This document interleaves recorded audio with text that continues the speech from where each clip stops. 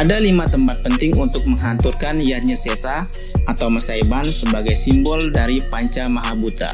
Di antaranya, yang pertama, Pertiwi atau tanah, ditempatkan pada pintu keluar rumah atau pintu halaman. Yang kedua, Apah atau air, ditempatkan pada sumur atau tempat air yang ada di ruang dapur. Ketiga, Bayu atau tumbuhan, ditempatkan pada beras atau bisa juga ditempatkan pada nasi yang sudah dimasak.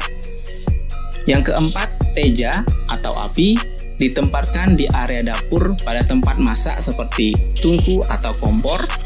Yang kelima, Akasa atau alam semesta, dihaturkan pada tempat sembahyang seperti pelinggih atau pelangkiran.